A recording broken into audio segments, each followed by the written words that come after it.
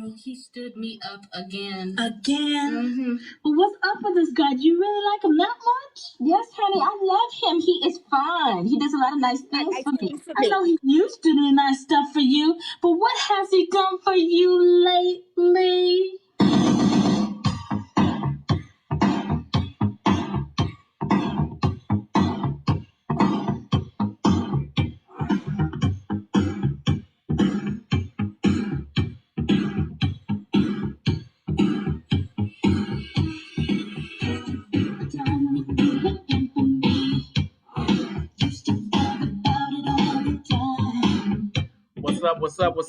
What's going on, y'all? Welcome to another episode of the In the Zone podcast. It is your man, B. Foster. Brian Foster is back in the building. We are not in studio today, as my friends in warmer climates keep rubbing it in. It snowed like a mug in this motherfucker today. So, yeah, we got some snow. So in the interest of safety of all involved, we decided to go ahead and just do a Zoom one. We'll be back in the Bronzeville podcast studio next week. We miss you, B, the studio host extraordinaire, super producer. But we're going to make that. We could not let this conversation not happen today. Y'all are all snowed in and fucking sitting at the crib anyway, so you might as well sit here and watch us talk shit. That's the way I feel. Anyway, as always, welcoming my beautiful co-hostess, Chantel. Hey guys, not quite as beautiful as our panelists, but I'm gonna try to hold a candle to them. They are really, really gorgeous tonight. So I expect the first couple of comments to be how absolutely stunning each of these women are. Whoa. All right, fellas, you putting the heavy lift on you already. I'm just saying. They have all this eye candy and just not say nothing. I'm just saying. Maybe they trying to play it coy. Maybe they trying to play it cool. Fuck that. It's 2022. We need to get aggressive. And maybe that's the problem. Maybe we playing it too cool.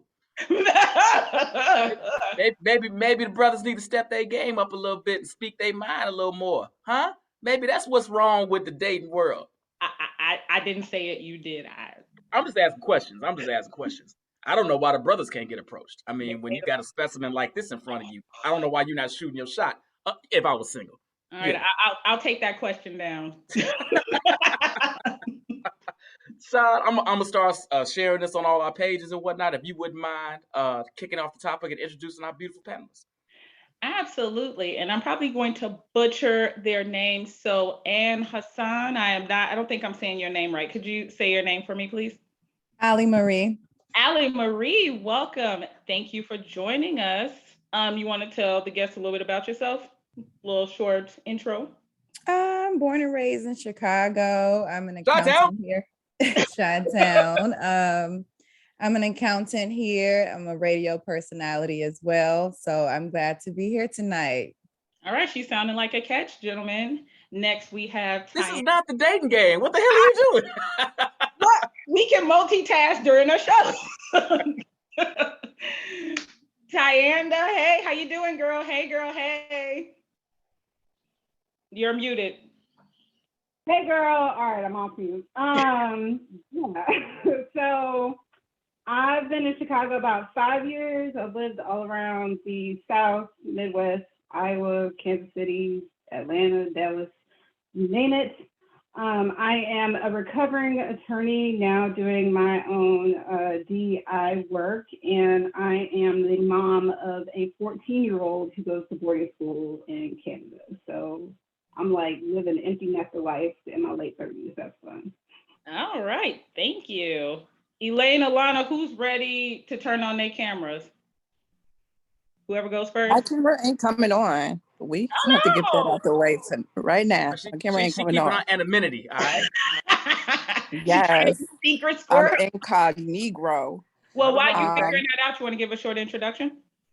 Yeah, sure. I'm Alana. I live in Chicago, born here, but raised on the East Coast here now.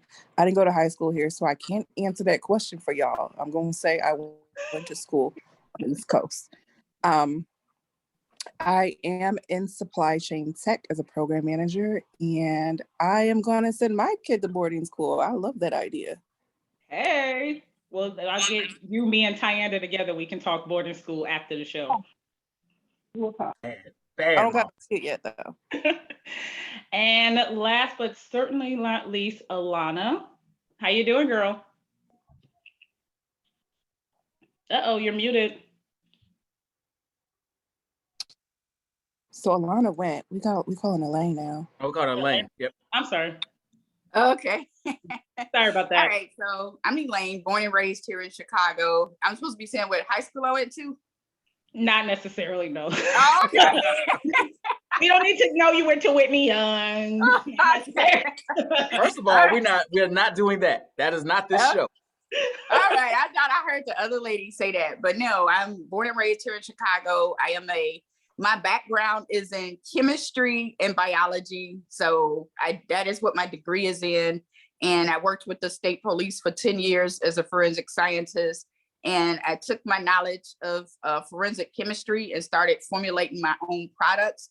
And I'm also part of a Black-owned technology company out of Houston, Texas. So I've been a full-fledged entrepreneur since 2017. I can't understand why these women are single. These women are geniuses. And we're gonna dig into it. It's totally fine. I'm sure it's gonna come out during the conversation. Don't do us. I meant you were gonna tell us why. That's what I meant. Perhaps maybe I'll add that question to the list as well. So let's go ahead and introduce the topic, right? Dating is trash. It fucking sucks out there. And we just want to talk about why. Like, what has been the female experience with dating? Why do we feel like it's so trash? And bonus, are relationships overrated? Is it something to still strive for? Are we just like, I'm fine. I'm good. So let's dive in a bit, unless, Brian, you have something to add to that? Nope. I'm going to let you go with it. All right. Let's get this show rocking and rolling. Tyanda, why don't you get us kicked off? Is dating trash? Why is it trash? Yeah, dating is definitely trash. I feel like a lot of folks are approaching it like a numbers game. So folks aren't necessarily coming to things in an authentic way. I'm big on doing your own emotional work and growth, and I feel like a lot of folks ain't out here doing that. So that definitely makes dating trash because you get to deal with their bullshit because it's something somebody did to them, so they're gonna do it back to you. Yeah, that's my perspective, at least the beginning of it. Well, what kind of methods have you been using for dating? Are you doing the old-fashioned way, going out to the bars, walking up to the gentleman? Are we using the modern technology of the apps? Are you sending out smoke signals? Let's talk through that. So as of late, I have been trying the apps, but I don't really like that shit. I'm the type of person that needs real life interactions, so I think I need to get out there more. So I think that's something that I need to do. There's also this pandemic happening, and I have to be aware of risks. So, and before that, my daughter was home. So going out, if I had to hire a babysitter to go out and it was gonna be wet, I didn't want to do that shit. So now that she's gone, I have a little bit more freedom to go out, and I'm a little less risk averse. But yeah, I think for me, the apps aren't the right fit. Again, that numbers game piece of it doesn't really work for me. And I do better off the in-person vibes. I feel like I read people better face to face. All right, I have some follow-up questions for that, but I'm gonna have some other people hop in here. Allie Marie, is dating trash?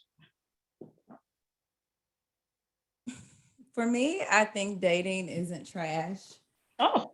For other women who haven't gotten their methodology down pat, it could be trash, or intentions down pat, because a lot of time women nowadays, they go off of how a man looks on paper and how he looks physically instead of the character. So they'll ignore red flags and but me, I go off the character, and you have to be looking good on paper. So you got to have both. I also put myself out there on multiple, social media apps. And then I don't, I make them like come and find me. So like for me, it has been on and off trash, on and off good, but I do take, right now I'm intentional and I don't like to waste time. I just keep it moving, like real, All right. If you're not looking for what I'm looking for, I just quickly move on. So it could be trash, but I've been dating a good guy. So I don't want to say that right now. Oh, you're in a relationship now? We have been dating for a while. Did you hear the lip smacking? I don't want to say all that, but we've been dating. He's been courting me the way I wanted to be courted. And I think it's because I wrote an intentional letter to like an imaginary guy, thanking him for all the great things he was doing. And I was like, and then he came. I'm like, what is going on? So, I thought you were gonna say you sent it to his ass. See, that's what every man needs a blueprint. Tell me what you want so I can do it. Got me guessing. This one No, I don't think she shared it with him. No, I was hoping that was the. Oh, yeah, probably not. But no, I wouldn't say I am taken. I'm not taken yet because I don't have a ring on it. But I am dating one person right now. And the moment that, we've already said, hey, this is what we're going to do. We're going to date each other. We're not going to step out. And that's because I was intentional and he actually found me. I was on a dating app and then I put on the dating app, hey, I'm never on here. I never check the messages. Find me on Instagram. And then he found me and then he planned a beautiful date and he always plans beautiful dates. So that's what's going on. All right. So they already said in the comments, somebody said on to the next one. All right, Elaine. Is dating trash? We got one yes and one no. What say you?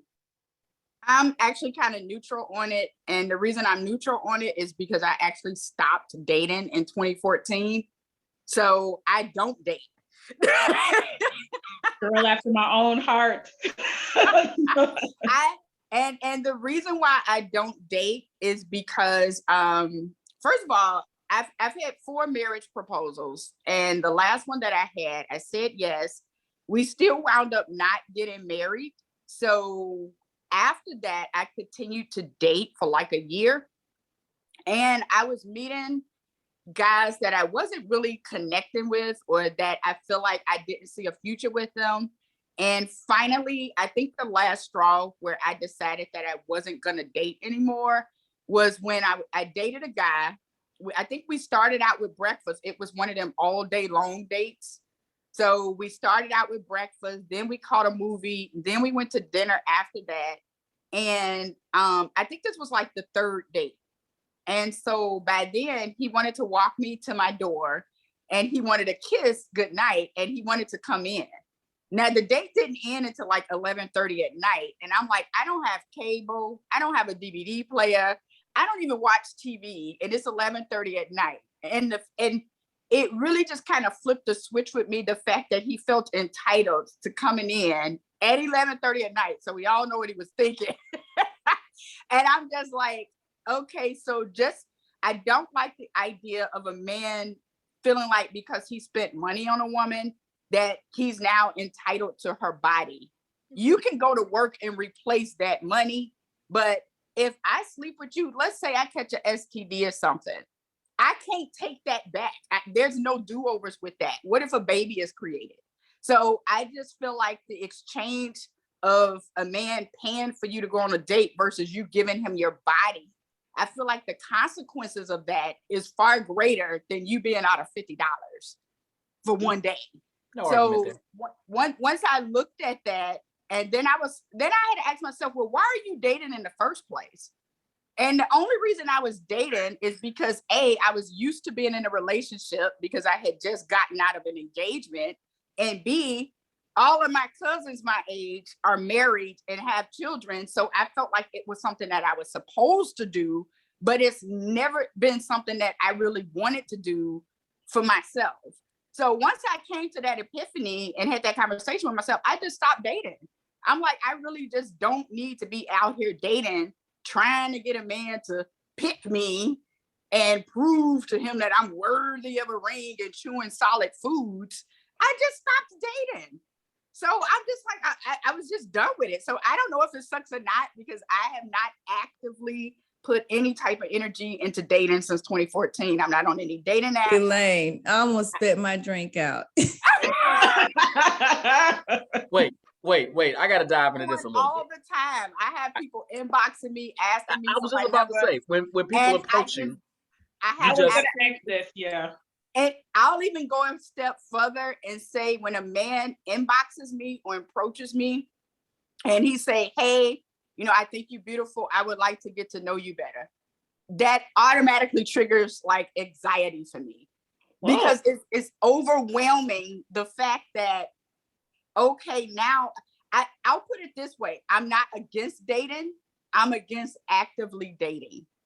And just to kind of explain that, I don't mind seeing where something would go if a man is naturally in my space for whatever reason, and he's getting to know me organically without the, I want to take you out, can we get to know each other, blah, blah, blah. Because if you're organically getting to know me, now you already know who I am, and there's no stipulation of, well, let me take you out for a cheap ass coffee date to see if you're worth chewing solid foods or not.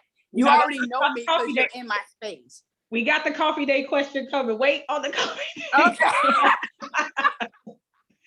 And I got to say this comment.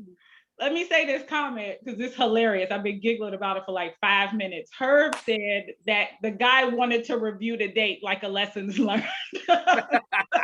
Right. You assumed what he wanted. You put bad intentions on that man. He just wanted to review the date in full so he would know how to move forward with you. But look what you did. Well, he definitely dumped me after I wouldn't let him in my house at 11:30 p.m. I had dumped. Okay. Ray, can I thank you for saying that? Because I think you put into words for me like why I don't like the apps. Because it's not really like, all right, we already have something in common. Usually it's just based off of a picture, really basic information.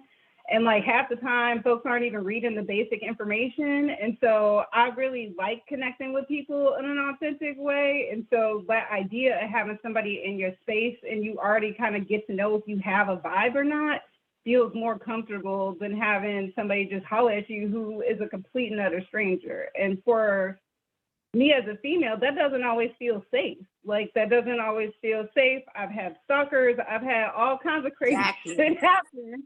And so I rather know some of the people that you be around, know kind of where you like to go on a regular basis and what you're into before we even jump into that. Damn, I would have never got a date in the 90s. I ran up on people in the club. That's how you met people. You want a drink? When you chit-chatted? We didn't know each other. What in the club? Shit. I'm talking about back in the day, but I'm just saying the app is like the replacement of the club at our age, I suppose. But that's the problem though, because like the app is like, if you meet on the app and it don't work out, they think, oh, I could just go right back to the app, or I can go to this other app. And it's like a revolving door. And then when they don't work out with those group of people, they come rotate right on back and say, oh, I missed you. Something dumb. I'm like, miss what? We went on a few days. What do you miss, bro? Like, what the fuck you miss me? You like, I just left the Bahamas. What are you missing? Like, if you're taking me there, like, I will miss you. But we went to go play ping pong. Don't text me. Oh, Jesus. Alana, please jump in here. Alana, get in here. Get in here. I'm ready. Come on, Alana, get in here. I'm ready. I heard everyone. I have a lot of thoughts, but I'll first start off with the question. I'm gonna err on the side of neutral. I think that dating is tough because there's a mismatch of expectations from both sides. That's what I'm observing. I say observing because I am single in the way that I'm unmarried, but I'm also don't see the value in getting married. So that's why I'm here tonight. When I talk about mismatched expectations, and this is just from social media fodder and the conversations that I have with people, it seems like there's always a conversation of 50-50 versus 100% providing. And there's usually a polar division between who does what. Like men expect it one way and women expect it the other way. So it's just like we're mismatched there. There's just a lot of just in all of the, well, he does this and what's your response? And I can't think of any examples right now, but it's just like, listen, y'all, we're not on the same page as far as like what we expect from a partner. Men aren't on the same page as women and their expectations. Women aren't on the same page as men and our expectations. So yeah, dating's trash. If the dating pool got pee in it for everyone, y'all, like, why y'all keep peeing in the pool? Like, everyone can't say it and it be true. Like, self-reflection, please. Let me ask this: Are you judging? Are you forming this opinion, I should say, based on all the social media back and forth? Because I'm of the opinion that people get on social media and say all types of silly shit just to spark conversation, argument. I don't even know if half the stuff men and women say on social media they truly believe, but They they I know do. it's hope gonna be not. controversial. They do. But I hope not. and Oh. and I and the reason I say they do is because I used to think that too. But the fact that I've been on Facebook for over 12 years and all of the men have shown consistency with how they believe dating should go. So it I used to think that, but I feel like consistency shows that that's really how they think. They just have a platform now for expressing it where before they didn't. But yes, that's really how people think. It's and all in Alana, the you music. You also have to take into account that some folks that really aren't about putting silly stuff on social media aren't even engaged in the conversation. So like if you're about your business, are you really wasting time on social media saying crazy shit about dating? And I I think also think it's that's like interesting. if we listen to our music, it's all in there, man. It's like, oh, I got this one in LA, I got this one in Atlanta. So the more affluent a man thinks he becomes in his head, the more women he thinks he deserves sometimes. And you're single. And That's it's always like, that's always been the case though. Teddy P was singing old nasty shit. He wasn't singing that to just one woman. Teddy P was talking well, about it's people that dragging don't y'all out the sing that. club. It's people, regular people who make, Embrace that just mentality, but because don't they have the make money. 6 figures, they think, oh, I rent a loft downtown, no children. I'm going to exercise all my options, while I'm young. And then before you know it, they're in a nursing home and nobody wants to take care of them and they don't have a wife or no partner. Let's talk about that. Allie, that's another thing that reason that turned me off from dating is I feel like men automatically feel like it's 50 women for every one man. So they feel like I'm supposed to paint my face black and tap dance to prove to them that I'm worthy of a date. And I'm like, fuck you. I'm like, you're supposed to be proving to me. That goes back to I'm the like, coffee date. in But I think the bigger every problem. I'm species, sorry. it is the male that is supposed to impress the female Hold for on, a Lay. chance Hold to on, Lay. pass Hold on on, his Lay. Hold on, genetics. Lay. Hold And it on. should Hold be on. no difference with humans. Hold on, Lay. By the Hold way, on. and not just species, race, but Hey, go hey, ahead, Brian. hey, you two. I'm gonna get you. I'm gonna mute you two. Lonnie, You you ain't were cut playing off. fair. You were cut off, young lady. Go ahead, and finish your thought. No, I was just going to say to Elaine's point, the issue is that women embrace that. Women will get on a platform and say, well, there's 10 women to one man, so I have to do this. So it's not just that men act that way, it's that women embrace it. So I think a lot of it, we create our own reality. And I mean, I reject the bad dating pool. To your point, Allie, the music is an issue. I mean, if you continuously like take in messaging that is anti-woman, anti-love, anti-relationships, that's going to be your reality. And I think both when men and women are consuming those messages. So when women come to expect the worst and not the best to an extent, they expect, well, not any of us on this conversation, but they expect the multi-women for one man thing. So no, I don't embrace any of it. I reject it. Let me ask this. Let me ask this because I think you all have raised some very valid points. Counterpoint. I'm just being for real right now. If I think women do themselves a disservice in that, and let me not here. I can have standards. You can have all the standards you want. But if you are going to limit your pool to a man that makes a certain amount of money, a man that has a certain degree, a man that has certain status, he's in 100 black men, he's doing this, he's doing that. The facts of the matter are the ladies are outdoing us in every capacity, education, financially, accomplishments, right? So it's 30 of you all that are killing the game to 5 of us that are playing and doing all right in the game. And if that's your standard, and you won't even look at the electrician, that's an amazing guy, makes 6 figures, but his blue collar might not show the polish you want when you take him to the assembly dinner. You're closing your pool off, and you're helping men that feel like I've got these status points that women want, and I know there aren't a lot of us. The world is my oyster. Correct Well, or incorrect? Bryant, Man, everybody real Beat me quick, up. I'll say this. Yeah. I think there's a stigma attached to standards and women not liking blue collared men or an average man. It's not about that. If you are bringing home and you're making a decent living before I met you, what is that my concern? You were supposed to be courting me.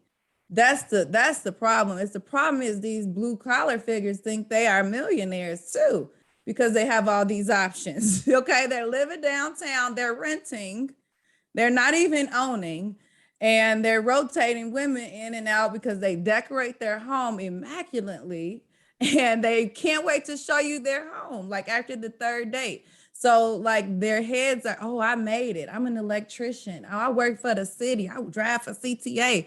It's average guys that are acting like millionaires with a millionaire complex because they haven't done the healing. I think a lot of us women are just looking for a guy with a good character and that makes a decent living, who's independent as we are, who's seeking an education like we are, seeking a village mindset. So, it's all about the man. If you want to be a leader, you have to take the responsibility. So you have to actually want to court a woman. First of all, you have to want to court a woman.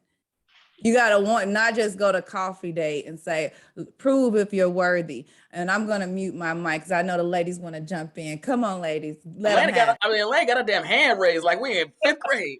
I had to go next after that truth bomb.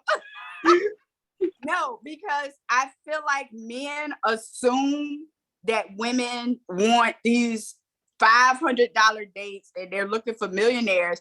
But really what a woman wants is your ability to lead. Most women are already making good money and we're handling ourselves. So as a man, what I'm looking for, you don't even have to be making more money than me, especially with me being a full-time entrepreneur.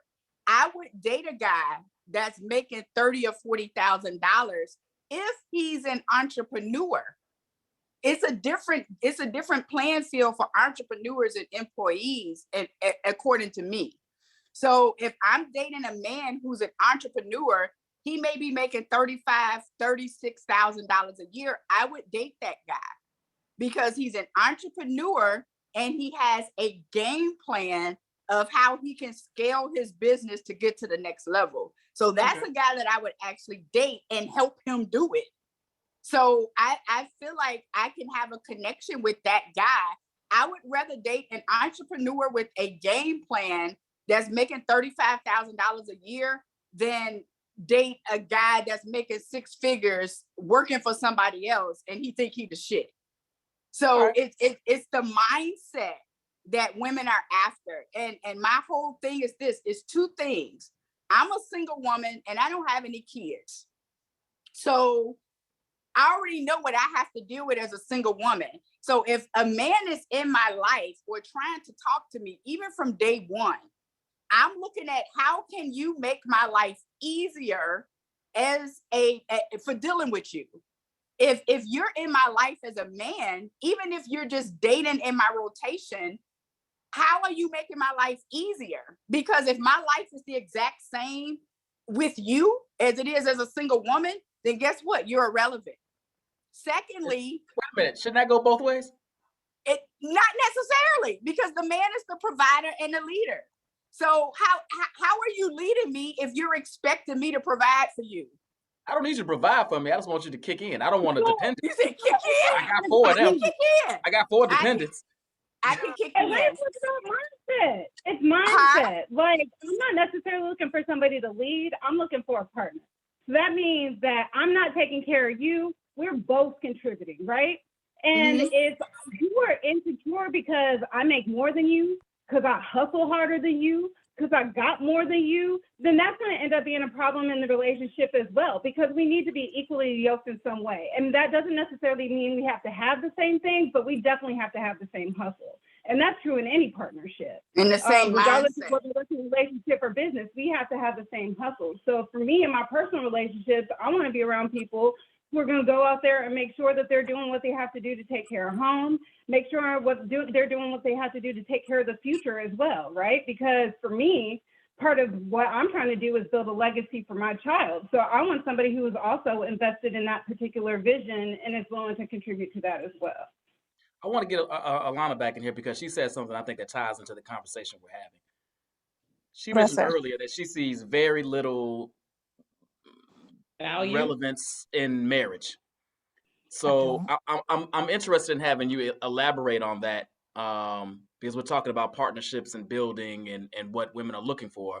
But you said that marriage doesn't seem to be of any particular benefit for you, or would be. Can you speak to that a little bit? I can. And it's even tougher when you meet guys or men that like are eager to get married. So I'm just like, wait a minute, like you're fun, but slow down, sir.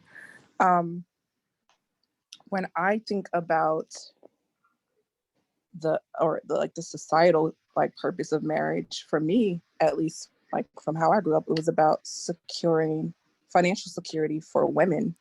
And I got it. I don't need it. Like, I don't need the headaches of men being overly selfish. I honestly don't think men have as much to offer in general for long-term companionship that I'm willing to give up my freedom and independence to do it. Like, everything I wanted to do, everything that I saw to accomplish with a man, I'm doing it myself. Like, when I was younger, it was, hey, I can't wait to buy a house with my partner. I have 2. I can't wait to do what I've done it all. So it's just like, what's your point, especially if you're not providing financial security? Can I chime in? Absolutely. I just wanted to say, like, I've been married before, I'm divorced. So I'm married very young. And I used to have that, kind of mentality, like I didn't want to get married. But after being married and having that companionship, that partnership, that, help and support, I would say just don't give up, Alana. You'll find a partner that, not necessarily for marriage, like everybody don't have to get married. You can have a life right. I don't partner. think marriage is the end game for me.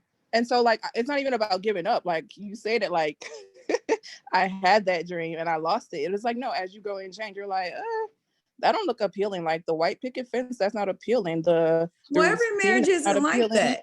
You create your partnership. So however, it doesn't have to always look at like what you see on TV. It's about like your soul's connecting with a soulmate. Like, this person gets me. Right. But does that require a marriage? No, you don't have to be married again. You could have a life partnership, or you can actually be married. That's why we have divorces. I'm divorced. And did we end amicably? Yes, we did. Like, we were fair. I have 2 children from the marriage, and we co-parent great. And I'm moving on. He's remarried, and I get along with his new wife. We even can go on a family vacation if we want. So, like, it's just life goes on. And I think marriage should be important if you are getting into a type of legal situation where you are getting homes, opening businesses, which I was doing. So it just solidified everything. So that way, if we didn't work out, hey, it's a process. You just can't leave with all my money in the bank. You know what I mean? So That's why marriage is kind of a good idea for some. And for those who don't like it, hey, what do you think about that, Alana? I mean, I definitely agree that the legal benefits of marriage can be useful, especially when it comes to,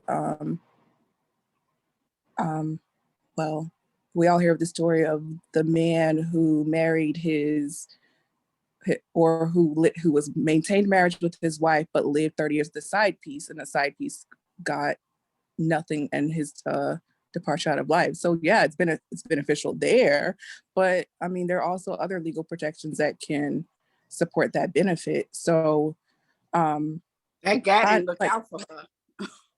Exactly. There was ways to look out for her that he didn't do. So all I can say is there's legal protections for everything that marriage offers outside of the institution of marriage that you can get, that you can create for the partner that you love. But as far as like the ball and chain of marriage, no, ma'am. Sean, get back in here. Come on. I said in my post, I don't have a whole lot to contribute to this conversation. I don't believe that for one second. Similar to Elaine, right? Probably not as strategic as she's doing it. I don't date. And I've been very transparent about that, right? And it's not that I've made a choice not to date. I have not found anybody that I'm interested in dating. And I said this in a post a while ago that the people I'm interested in are not interested in me, and the people that are interested in me, I'm not interested in. And I've accepted that seems to be my reality for the moment. And that's okay. I live a really great life. I built myself a very good life, and I love my life. That's a part that has not fulfilled itself. And I'm reconciling if I'm okay with that at this point. I haven't quite figured out if I'm okay with that or not, if I'm being completely transparent. So I'm somewhere in the middle of all of these women about how I feel about dating. What happened to liking who likes an elephant in the room. Whoa, we got everybody. Chantel, get a hold of this show. You're driving it. I'm just here. Come on. I passed the wheel back to you. Go ahead. I think there were some questions for me. Did somebody have a question for me, or somebody want something they wanted to add to what I said? I ain't got a hand raised again. I hate to ignore the girl in the back of the classroom and shit. Go for it. I'm so good idea. I raised my hand too. Oh, well, I just wanted to add to this whole dating shenanigans is the fact that I feel like I'm a bit at an advantage, but a disadvantage. And the reason why I feel like that is because I grew up in a 2-parent home. And not only did I grow up in a 2-parent home, I lived with my parents until I was 32 years old. So I had the opportunity of seeing what a functional marriage looks like from childhood all the way up to adulthood. So so it's already been ingrained in me what a functional marriage looks like. So when I see men today on Facebook asking questions like, oh, well, if he paying all the bills, then what are you doing? Or what do you bring to the table? I automatically assume they grew up in a single parent home when they ask those questions, because if you grew up with both your parents, you know exactly what your mother was doing while your father was out there, making money and taking care of the family. Can we dig into that question? Because that question drives me absolutely bonkers. We can definitely dig into it. And let's get into that question. Wait, what question drives you bonkers? I am the table. No. Yeah.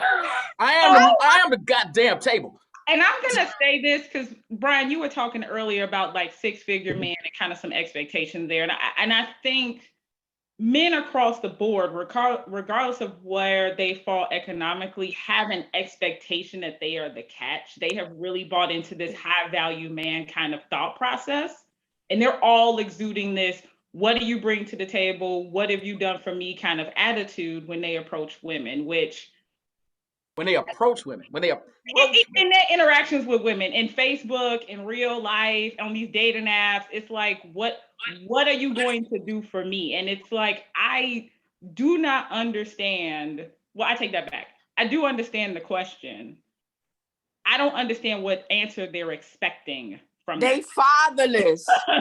They ain't had no Get outta daddy. here. That's the only Stop man that's gonna ask you that. It's a Stop man. They bastards. it. The only people asking them I questions still out don't here is get that question bastards. I'm going to do a I don't poll get that tomorrow question. on this Like, you don't question. do that up front.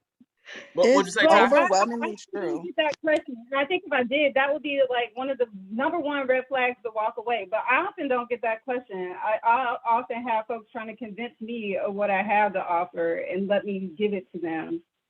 Girl, you And lucky. me not.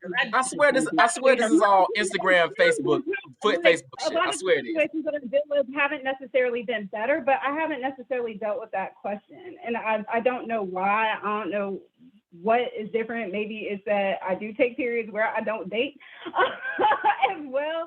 But I have not had that question. And I think if I did, I would instantly see it as a red flag that Elaine just said it is, because it is a red flag. I don't know if that means whatever about your actual background, but It means does you mean ain't that had no daddy. but you expect for me to see your worth. And like, you may not even actually be bringing anything to the table besides dick and maybe a little bit of money. Like, and why are men dick. asking this question Wait, hold to on. a woman on a Ollie, real date, fast. though? Ollie, real fast. I want you to answer this, and I want Alana to answer this as well as our two more active daters on the panel. Are men actually asking you this on dates, or is this just some Facebook banter bullshit? One guy asked me that on a date. He was a doctor, gynecologist. So you know what it is. He's fine and he's a gynecologist. So you can imagine how many women. So he's just like, okay, she's beautiful. Okay, she's an accountant. Okay, she does this. But then still asks me like, okay, I met other women like that. So what do you bring to the table? Basically, because I'm just another face passing through the night or passing through the date or passing through his life. And, unfortunately, I had that question once and I was bewildered on how to answer it. I was like, I am the table. How could you? And I thank you, Elaine, for pointing that out. He did grow up in a single parent household where he is still taking care of his single mother. So we have a lot of these highly educated men who are making a decent amount of money, which is six figures, at just breaking the border of six figures, 100K. And actually, we're saying like in their taxes mind, is 60,000. you're taking care of your mom. You're taking care of two children that you've had out of wedlock, and you're asking me what I bring to the table. But you said that was an isolated incident. Well, I mean, you get a lot of guys who think that like basically they are higher than God. They don't understand that the woman is an extension to the man, and what you give me, I multiply, and what you pour into me, I make your life even better. They haven't fully figured that out because they don't even allow that type of connection in their lives. They just allow intimacy in the bedroom. They want attention, so they'll text you good morning every day because they want to make sure throughout the day they feel that attention and that energy that you're giving them, because they could feel it in the universe. Like when you break up thinking about a guy, he could feel that. That's why you like, oh, he texts me. Stop thinking about him. Let him go. Let him think about you and pursue you, because a man is like a cat in a jungle, okay? And he's hungry. And what you have, he wants. It's like prey. And if you give it to him, he's going to be full. He's going to back up a little bit. I'm like, I'm full right now. And he has different things on his palate. So you might be steak. He might want some chicken another day. So, you know what I'm saying? Just don't give him everything. That's my dating advice for the ladies. Don't give everything up front. Be a mystery, be aloof. Don't give all your energy and time. Give the energy that they give you, reciprocate, and don't close your heart off to love just because these fools out here playing games. The whole word. Alana, get back in here. What were you gonna say? I was gonna say you do encounter it in person. I think it's more of an application thing. Like if you're on the dating apps, that discourse comes up more often there. Yeah. I mean, elaborate. Brian, I've never been on a dating app, so I can't speak to this. So I've been on quite a few dating apps. And I want to go back to the whole single parent thing, because I feel like that's the biggest issue in today's dating society, especially amongst Black people. So I want to talk a little bit about what I seen growing up as a child raised in a 2-parent household. I seen from a very young age, I seen my father taking care of my mother. To start, that was the beginning of my life. My father was the breadwinner. He was taking care of my mother.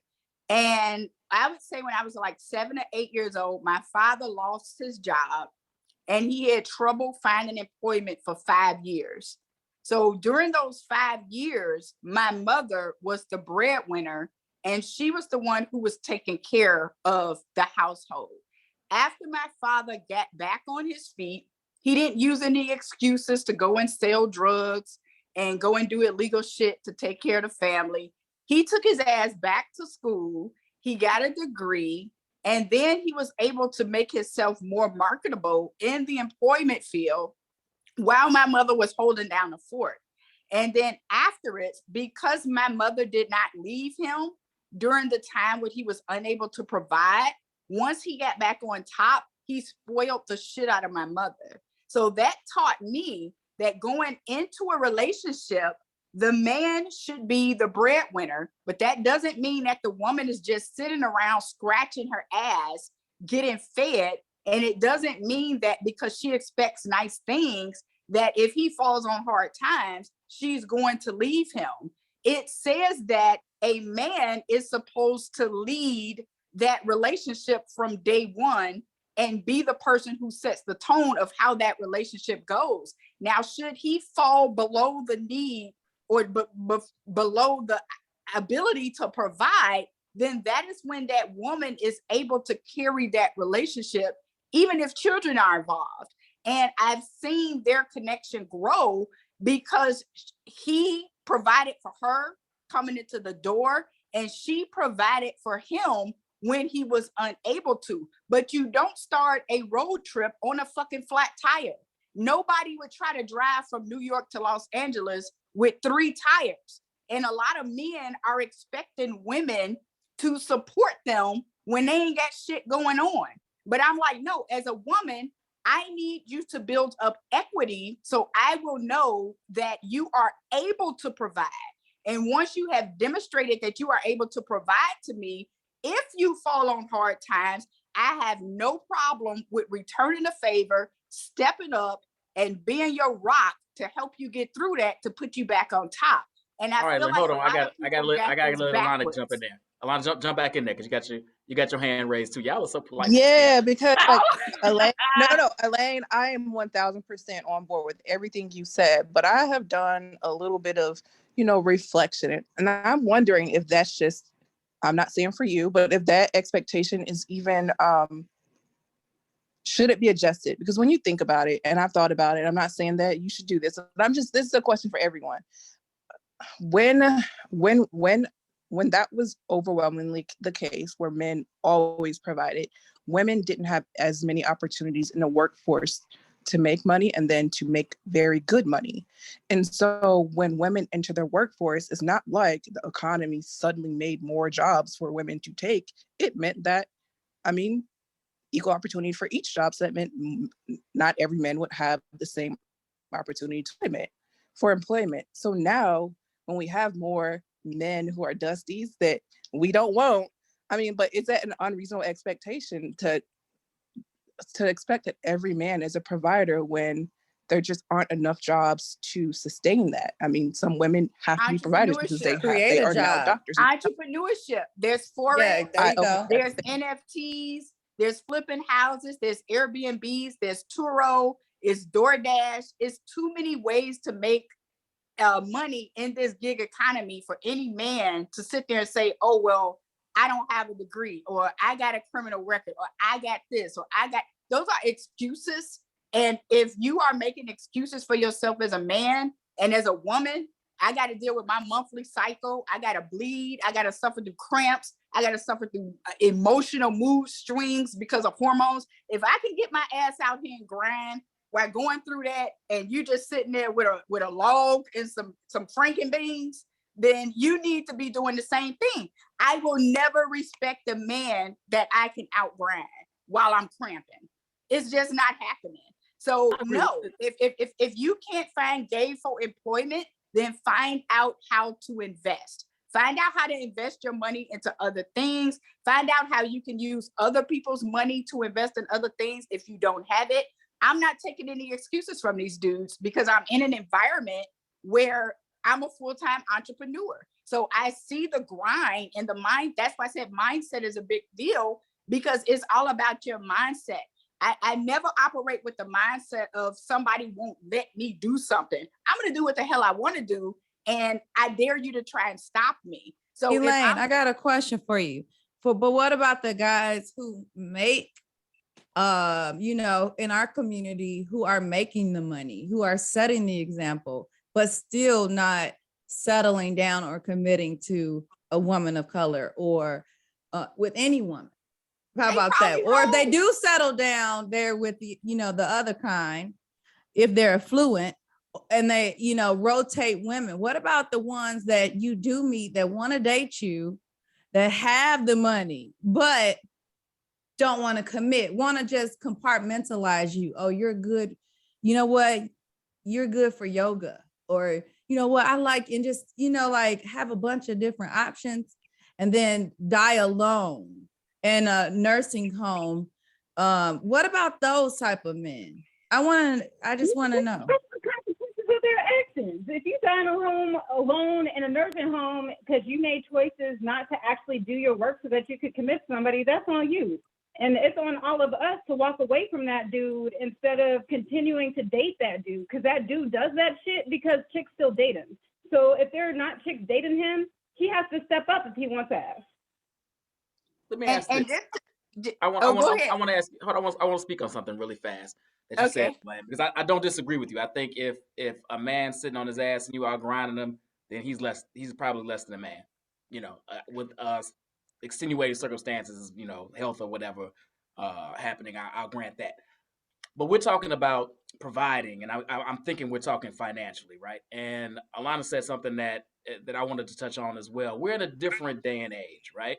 So when grandpa was providing for grandma didn't have necessarily all of the resources, education, and advantages that you have today in this world, right? So when you were talking about providing, also there was a different standard for what grandma did for grandpa, right? A lot of women say, "Oh, I want you to lead, I want you to provide, but don't tell me what the fuck to do.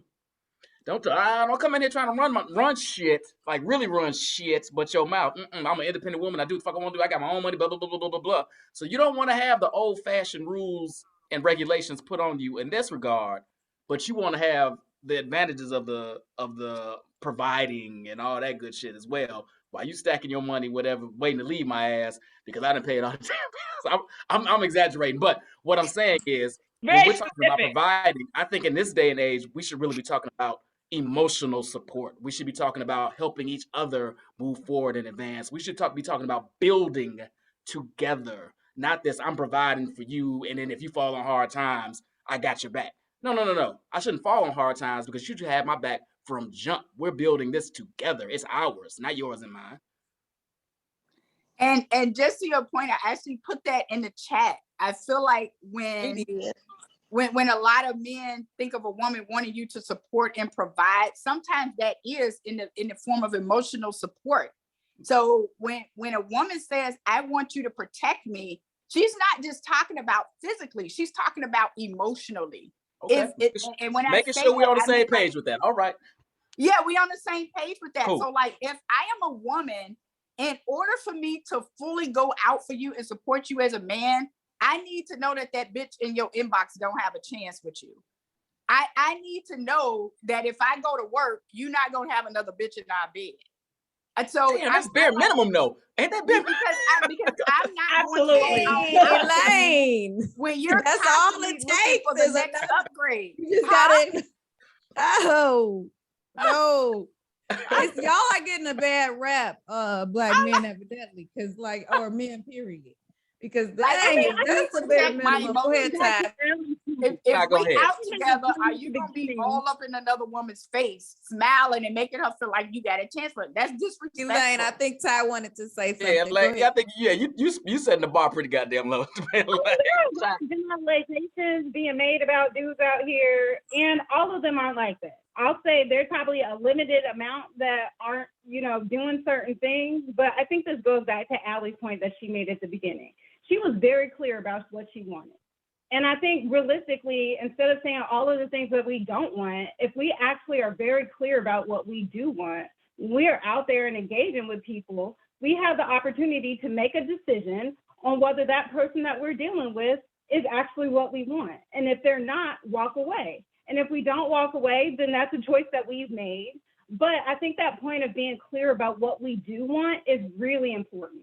Like, I think we need that. I think, one of the questions that we're supposed to answer is what can we do? And that for me is what I can do. I can continue my own healing so that I'm not bringing my past to my relationships. I can make sure that I'm very clear about what it is that I want. And when somebody shows me that they do not have what I want to offer, I need to walk away instead of continuing to entertain that shit. Because we're not coaching men on how to love us and treat us in 2022. We're not coaching men. We're not doing that, Black women. We are attracting what is for us. We sit down and attract. We beautify. We love on ourselves. We pour from the overflow. No more pouring from an empty cup that when you are already depressed and you already don't live with your parents and you need to get your stuff together. Get your stuff together first. And then your man will come. Don't think that he's going to come save you. We got, which we've already been doing because we are number one in entrepreneurship, in business, in education. We are doing our thing as a whole, but again, we are tolerating a little bit too much. So therefore, it's dwindling down to me, a person who don't tolerate mess. So I got to deal with a guy trying to offer me tea dates. He didn't even ask me if I like tea. We gonna end on that damn coffee tea day thing. We gonna have, that's gonna be the last one. Alana, bullshit. Oh, we know what you think already. Shut your ass. Alana, I want to circle that back to you. One of the questions we did put in the running show was, what can you do to better your situation? And you said everybody pees in the pool. Come on, the hot tub is pretty clean. It's got to be a little something somewhere that's not so bad. But what can you do to contribute to that? Because a lot of men will say that women aren't self-reflective when it comes to the choices they make in dating, and that it can't be that all the men are trash. It's all the men you pick are trash. And why is that? So I'm curious as to how you feel about what you can do to improve your lot in life in the dating world, if, internally. But I didn't say dating was trash. I said you did say that. You didn't say that. But we can all self-improve. I think my biggest challenge in dating is my openness. I'm not vulnerable and I don't make it easy for people to get to know me in general. So that's a big one. I think that's the biggest one. No, that's fair. And to add to that, I would say I'm the exact opposite. Anybody that follows my Facebook page, they know that I'm very straightforward and to the point. So if somebody, you need to start sugarcoating some of your stuff, girl. God damn. Just a little bit. Sprinkle a little sugar on that shit. Just a sprinkle. I'm all out of sugar, and it's like I say exactly what I want. I mean what I say. I say what I mean.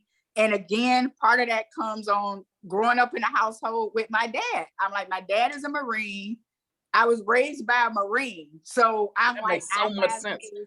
I have a straightforward, no bullshit type attitude, and I got a filthy mouth. So I'm just I grew up with it. That explains so much. That explains so much. That explains so much.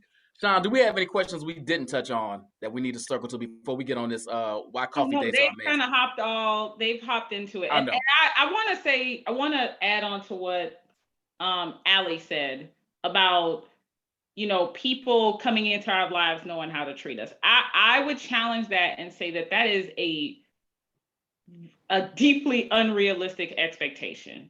Everybody is very, very different, and everybody has very, very different needs. Now, I'm not saying people should come in with no idea how to be kind and good people. That's not what I'm saying at all. But I do think when people enter your lives, and I'm not just saying romantically, I mean, period, kids, friends, dogs, you have to educate people on your needs and your wants and how to treat you appropriately.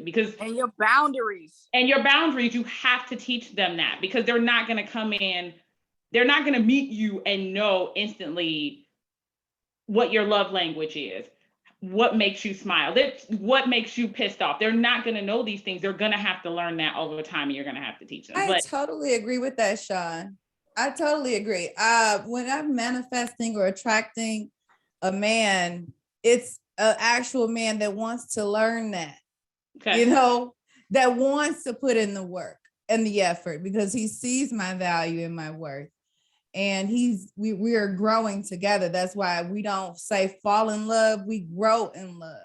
So I don't expect a man to just meet me and automatically know my entire life. That's the beauty of dating and courting me and taking me on beautiful dates and trips and, and then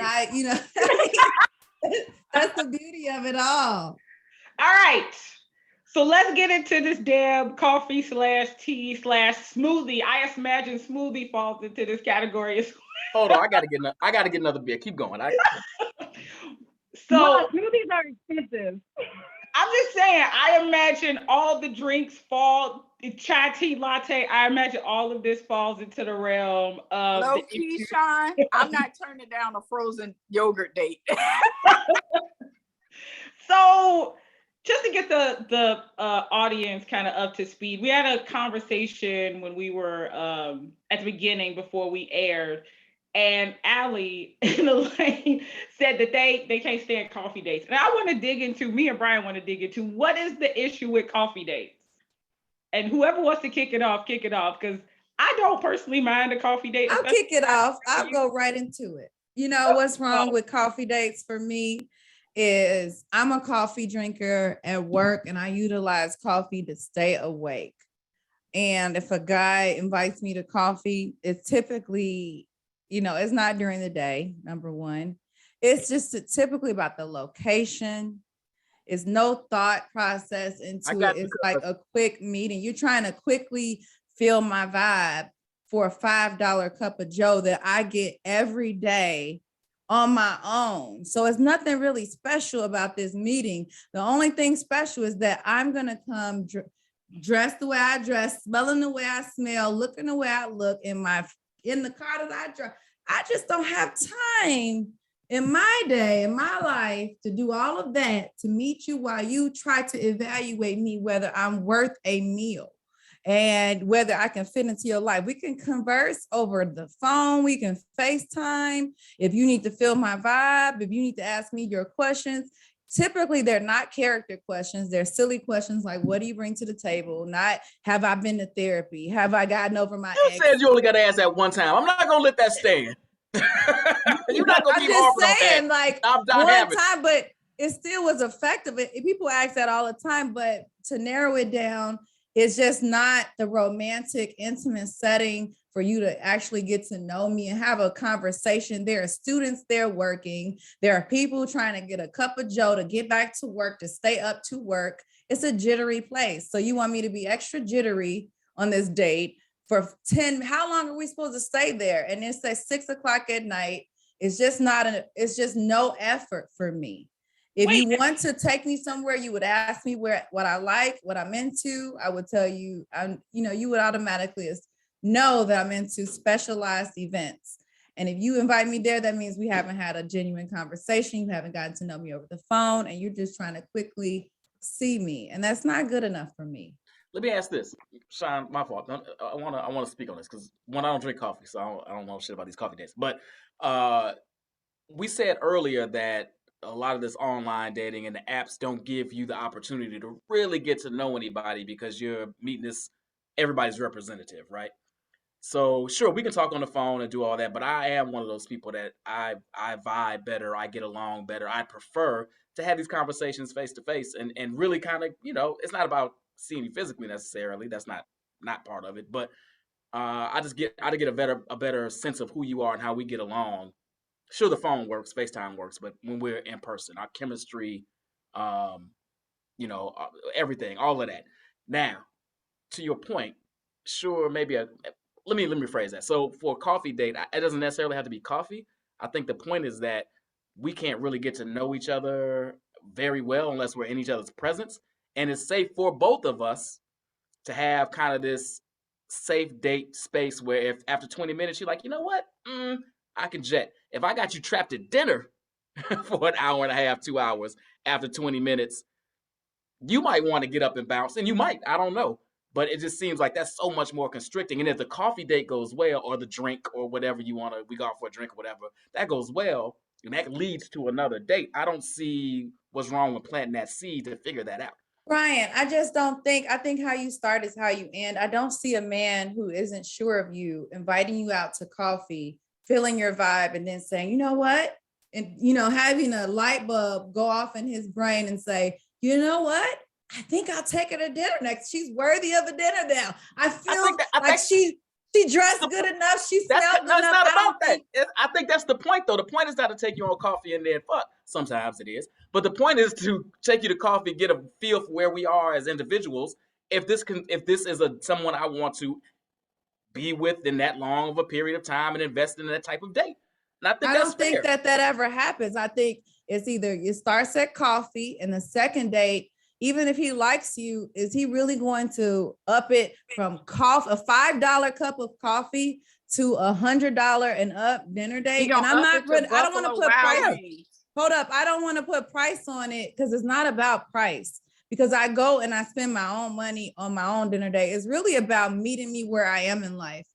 I am in my 30s. I do not go to Starbucks for dates at 5 p.m. Even if I invited you out, Brian, as like, let's have a business meeting. I'm going to invite you to a place that feeds you, and I'm going to pay.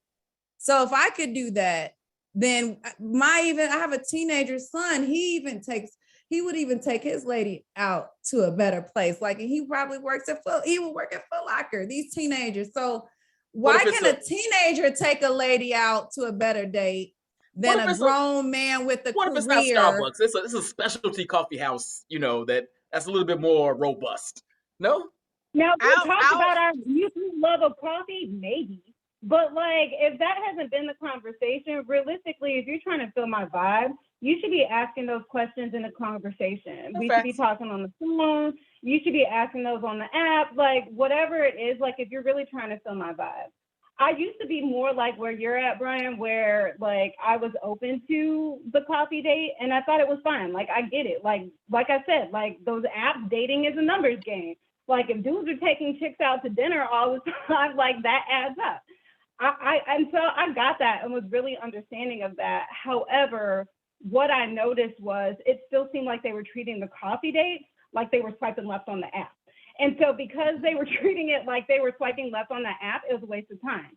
And again, I said at the beginning, I'm a single mom and my kid is with me. So if I had to hire a babysitter to go to coffee, I'm spending $40, $50 to get out. Not to mention the time that I got to get dressed and get cute and all that kind of stuff.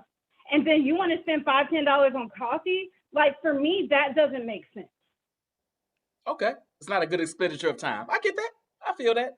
And wait, Elaine, no, you go last. God damn it. We gonna not let you start fucking last. Alana, what you got? I want to hear your thoughts on this.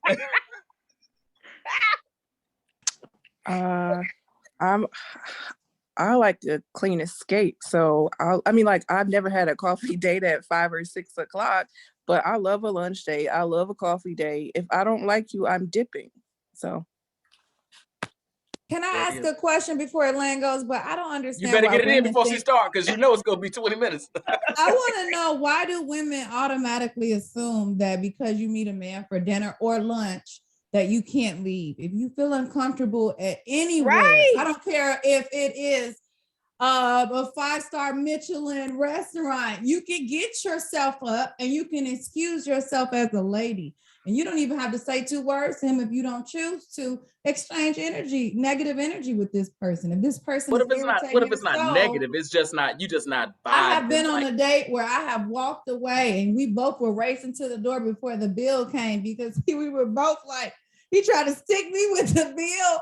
And I'm like, no, I'm not, you're not about to, we run into the door. Like, I will leave you. But go ahead, Elaine. Let us school us on the post because you definitely laid it out from A to Z. Well, my issue with the coffee date is just the fact that I'm not 19. I've been around the world and I like nice shit and I don't apologize for it. And I feel like the coffee date thing is equivocal to, let's say I put it out there that I'm going on a girls' trip and I'm going to stay in a 2-star hotel to accommodate other women who may be going when I'm used to a 5-star hotel lifestyle. So the man is on the date too. So the fact that you want to downgrade your life just to make sure that I'm not benefiting off of you, to me, that's an issue. That's a red flag to me if you're willing to downgrade what you're used to just to punish me. Secondly, I have this, and I'm showing this because I actually went on a date with a guy who tried to pull that with me. The whole, oh, well, you know, you could be using a man just for a free meal. So that is when I had to get him right together. I'm like, this is my living room, and I have a whole wall of places that I've been. Oh shit, the humble brag. I'm just like, I'm like, dude, this is me snorkeling in PP Island. You wrong for Mykonos, that. Colombia, Tulum, James Bond Island, on a cruise, Morocco. I'm standing in 3 countries in one spot, bitch. So I'm just like, why do I need you to pay for a meal in the US when I've paid for my own meals in 30 different currencies? So you're not finna do me like that. I don't need a date that bad to where I'm going out with niggas I don't like. I'm an entrepreneur. So my time equals money. I could be anywhere in the world. And if I agree to go on a date with you, it ain't so I can chew solid foods. You It's because understand I'm solid foods. interested in getting to know you. Solid foods. Listen, I 100% agree with you. I 100% agree with you there. But men did not come up with this on their own. I'm gonna tell you a quick story, and I hope. And Benita, goddammit, I hope you're watching. I had a boss many moons ago. We still cool, and she would come into the office and she would complain. She would, oh, I went out on this date last night. I don't know this dude, blah blah blah blah blah. And I'm like, ain't this the same dude you was complaining about last week? And she'd be like, yeah. I'm like, well, why you still going out with this dude?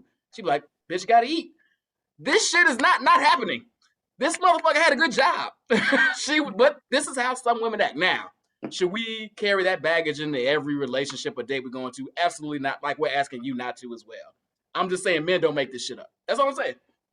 Yeah, but we always have this argument, and I honestly think I think that's. Oops, sorry. To your point about carrying the baggage, I think that's a problem with the coffee date.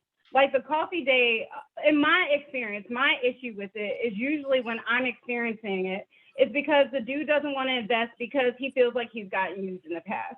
And like, if you're coming in with that mentality, like there's no room to vibe because you're already suspicious of me. Agreed. Agreed. And then where do we go from there? Like if you already questioning my motives because of a last woman that you dealt with, or because what you've seen on TV, if you don't think if I invite anybody out, I want to impress, especially first meeting. I don't know why we have gotten away from when you meet somebody, first impressions are everything, trying to make your best first impression, putting your best foot forward. Why are men meeting women? Why are you even approaching a woman, if you don't think that she's worthy of a meal? Like if I invite any of you out, I will invite you to a meal, at least a drink, if you drink alcoholic drinks. Even if not, I'm going to try to figure out what you like to do and what we have in common. I think that's a lot of what we're lacking, commonality, like in dating. Oh, you cute, I'm cute. Let's go meet coffee. No, what do we have in common? Are you trying to get this bag like I am? Are you trying to create generational wealth? Do you have that village mindset? I think we're getting away from that. Sean, jump back in there. I know you were trying to get in. All I was going to say is, Brian, we've had this conversation multiple times about the women using men for dinner narrative. Not that it's not true, right? I'm not saying it's untrue, but I do think men slightly exaggerate how often this is happening to them. and they use it as an excuse to do what they don't want to do. And that's totally agree. fine. 100% agree. I just always challenge that. Like if 15% of the women you go out with are using you for a meal, then really what are we talking about? Depends on how often you go out. Elaine, I mean, yes, men. Wait a minute, hold on. Men are using women for sex. They are. Absolutely. Come on. I'm gonna say you about to say you should date. No, I got nothing for that. When a man approaches a woman, it's because he thinks she's attractive and he wants some ass. Let's just be upfront about that. No, that's so 100% now facts. They're mad because women are in control of if you have sex or not. And I get to say what I'm willing to give up the panties for. Like they're Hold on, Elaine. Don't be telling everybody that shit. I've been telling women they're in control for years, and men keep getting mad at me, so I can't have you on the show. But no, go ahead. So I'm like, women, I feel like women don't understand our power in the dating realm. So I'm like, and here's the advantage. I found out that when you don't give a fuck, you get what you want. And that is the mentality that I take if I was to get back into the dating realm. I was about to say, how's that working for you? I've never wanted children. I decided at 10 years old that I didn't want children. I'm 42. I still don't want children. So that's like 50% of the reason why I'm not dating and why I don't care if I get married or not. And I enjoy my own company. I travel by myself all the time because I'm in love with myself. Like I've been on like 2-week vacations. I've been to Thailand by myself, Australia, New Zealand, Iceland. I travel alone. So if I accept a man's invitation to be a part of my life, he has to not interrupt the zen that I have with myself and with my environment. So even when Elaine, you hit on a key part. Like if you don't, like a lot of women will feel the energy is off and start asking their friends, but what did this mean? And girl, you feel the energy, you feel your zen. You were happy before you met this man, and all of a sudden he came into your life and you want to know why he's not texting you no more. You know, he's interrupting your energy. Probably because you gave him that ass too fast. That too. Okay, Brian, speak on that. Speak on that. That's fact. Speak on it. I think we should speak on that. I think the bar is low for what for I think we as women, the collective, the bar is too low for the pussy. Come on now, Alana. I don't even think the coffee date is low, but the bar is lower than that. It's a swipe right on that app.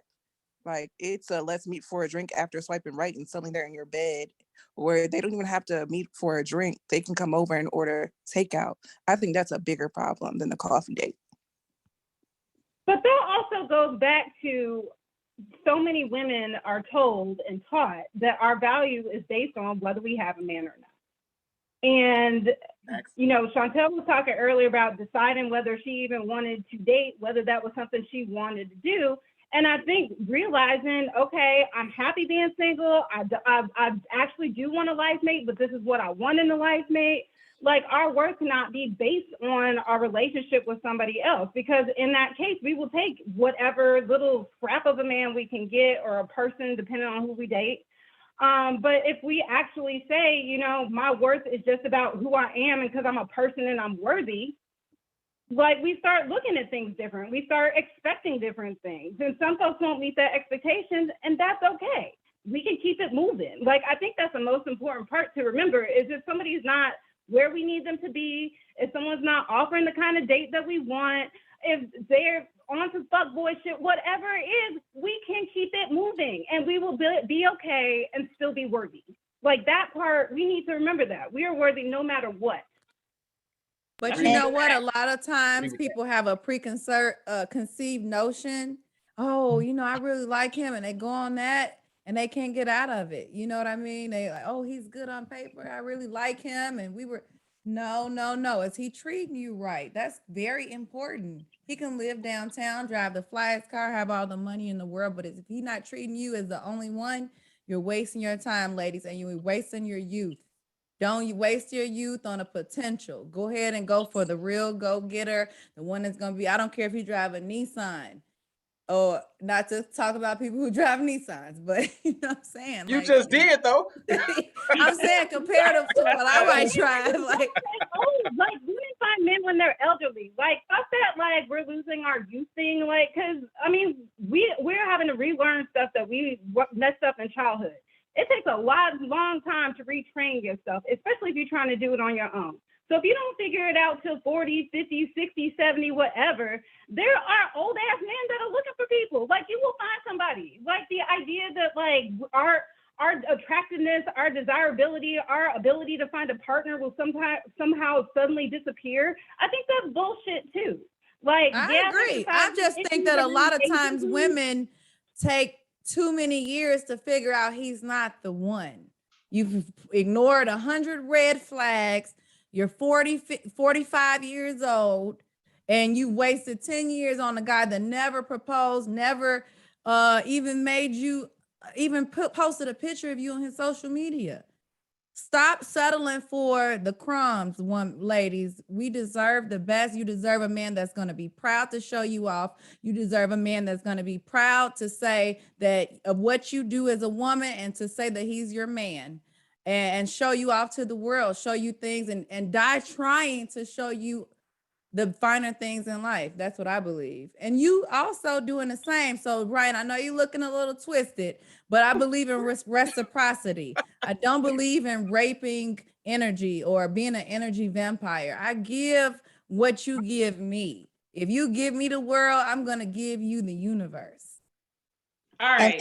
And just to add to that, I feel like a lot of women settle just to say that they have a man, especially if they're encroaching upon a certain age. They feel like their value is rooted, and if they have a man, and that's because of society's brainwashing. So I've accomplished a lot in my 42 years, and people want to know, oh, well, when are you going to have a baby? Bitch, I don't want a baby. I don't want a baby, and I'm 50-50 on having a man. So if a woman is happy with that, then, and she's talking about or being celebrated for her accomplishments, why are you bringing up her marital status or if she's a mother or not? Like, I don't feel like I was put on this earth to push out a baby and to be somebody's wife. I just feel like my purpose is bigger than that. And I feel like a lot of women, and this is just comes from working with a lot of people, a lot of women, and it do not have an identity outside of being a wife and a mother. Like, they don't, if you asked 50 wives and mothers, what do you like to do? They can't tell you anything that does not involve their husband or their children. And to me, that's a problem. It means that those women have entangled their identity up with other people, and they do not have an identity on their own without those people in their lives. And you I know feel what, like that's Elaine? why a lot of women are sad. And I think that's why I'm on the fence about marriage and kids, because I want to maintain my identity. I want to maintain my freedom. I don't want to be, I mean, I still want to be Alana. I don't want We that. need to be friends. Hey, look, We all need a trip. That's what it is. That's we gonna put y'all together. We definitely gotta get all y'all together. And I know this. I'm glad my wife falls into that patriarchal. She needed a husband shit, else I'd have been fucked up. Well, Don't I'm get me glad wrong. that I you had would to holler love, at her, because I I would think love to have a husband that is not trying to that's also a partnership. My parents they worked together as a partnership, and I seen a very healthy marriage all the way up until my mother passed away. My mother passed away, it'll be 10 years on the 10th of this month that she's been gone. And when I say my parents were excellent, and they wasn't always excellent, because I told you I lived with them for 32 years. I seen the arguments. I seen how they reconciled. So that's another thing that's missing from today's relationships, is people think that if you have an argument or disagreement, it's time for you to leave. No, you need to learn conflict resolution. And I feel like a lot of people are they're too arrogant to seek out conflict resolution because and you didn't told emotional your friends. intelligence. Yeah, you didn't told all your friends and your sisters what he done did to you, and Oh, so now we really talking about women. yeah, We're sometimes. talking about everybody. So That's now you don't everybody feel because comfortable keeping that generally folks man. don't know how to communicate. Ooh, They don't know how to y'all identify yelling what They at they don't me. know Cause need. y'all conflict yelling They at me. don't resolution. ask for what they need. That's everybody. That's men and women. And we all need to work on our healing. Like one of the questions y'all asked was, what can men do? What can women do? Therapy. Everybody needs to be in therapy to work through their shit. Everybody. That's what they can do and learn how to And even communicate. if you're And not in a professional therapist, you can go do some self-work, just become self-aware. If you're constantly meeting women or men that are doing the same thing, you're the common denominator. Are you attracting this type of person? What about this person? Why haven't you learned the lesson? That's a key part too. When you keep repeating the same thing over and over, what's the lesson here? If you used to meet the same guy but different faces, like they all want to go on this dinner date, but then after that they want to Netflix and chill. What about you is saying, I want to Netflix and chill? What about you is settling for that? And I'm not trying to say like you attract these type of men because they're running rapid, but maybe you need to, if you don't like that type of vibe, maybe you need to reevaluate how you vet men and vet women. Maybe you need to reevaluate that. All right, I'm jumping in because we Come on, are. Sean. You got to wrap us up. Thank you. I've been trying to wrap us up for like 5 minutes. And We still got like 50 people watching. I wasn't in a hurry. All right, we got to. All right, so not to time box anybody, but I'm gonna give everybody 40 seconds to kind of give their final thoughts on the subject for our audience. I'm gonna start with Alana because we know who the talk. You saying I ain't talked enough? No, it's some people here. Girl, what's your final? No, what she's My saying is final Allie and thought- Elaine talk too goddamn much. That's what she said. I just said no Ain't such that thing. about nothing? It's true. It's true. My final thoughts. I don't think the dating pool is trash. I think it's what you make it, and you need to bring good energy and good intention, and stop using and I don't mean this for women, I mean everyone. Stop using your quote unquote traumas and triggers as an excuse to maintain status quo. That's how I feel. Thank you. I appreciate that. Tyanda, final thoughts? Good. I knew you were going to come to me. I feel like I just said it. Therapy. Like, I feel like people need to focus on their healing and heal. As I think, and making sure that, that's a continuous journey. Like, we're supposed to be growing along the way. And if we can grow together, that's a really beautiful thing. And if not, that's okay too. But, at that point, decisions need to be made. Allie? 40 seconds. Yes, I think that the dating pool is what you make it, like the ladies have said. I think that it takes a lot of self-work and self-love and awareness to actually attract the person for you so that you know your boundaries and your standards. And I do have a motto that I have very high standards but low expectations.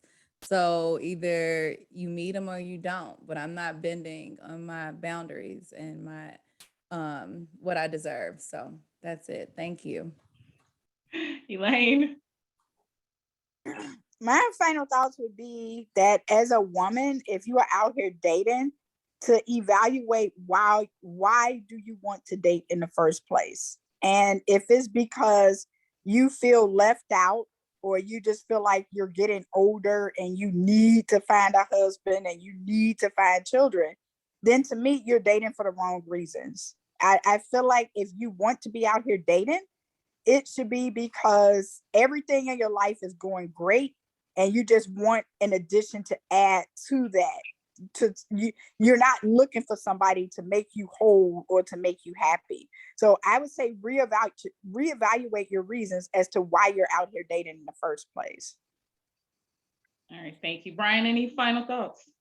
I'm gonna wrap it up. You go ahead and do yours. I think my only final thought is, like everything else in life, this is all just learning, right? I think there's no perfect formula for dating for men or women. I think, and I try to have this kind of thought process about everything people do in general, that everybody's doing the best they can with what they know. So I operate in that space. I see a lot of things I don't like, but I also know these are all opportunities to learn and get better. So I would encourage everybody to take that same kind of mentality, that dating is just a process of trial and error, learning what not to do, learning what is successful, and just taking the lessons from there until we all shrivel up and die one day. Wow, that's the positive way to end. Let me well, say we will first, die. yes, but that's just morbid. I don't want to. That's not what we're doing right now. First, let me say thank you to my panelists, everybody that joined. You all were insightful, sometimes inspiring, sometimes hilarious.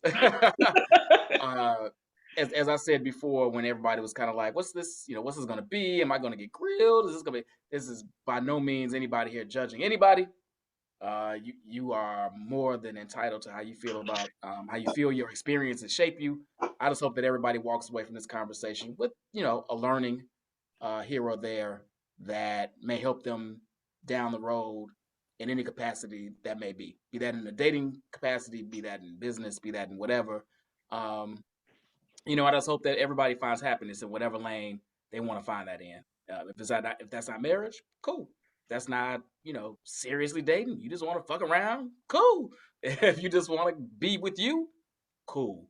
I just want everybody to do it for the right reasons and not because they've got burned in the past behind something they can't let go of. So I want to say thanks to everybody that watched. We had a full packed audience with a lot of heat in the chat.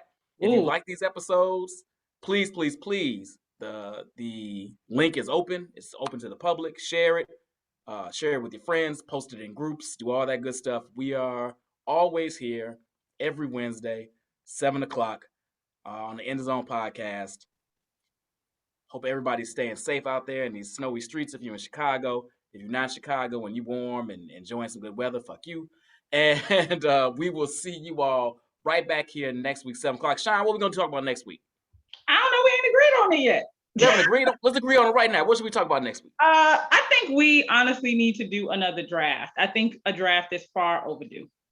Another draft, huh? I think you're overdue. I don't know. People seem to like these. You know what? No, we're not. We're not doing no damn. We need a breather from all the spicy. We don't need no breather. Next week, I'm getting four fellas up in here, and we gonna talk about dating from the men's perspective. And is it trash or is it treasure? Oh, that's what we gonna do. The fellas got to get an opportunity. That's fair. Do they want to be married? Do they not? Is marriage valuable for them?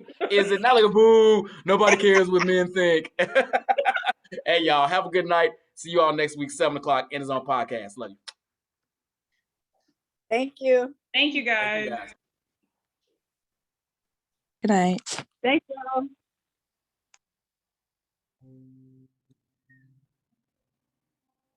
I know I got to end with some music. That's what I do.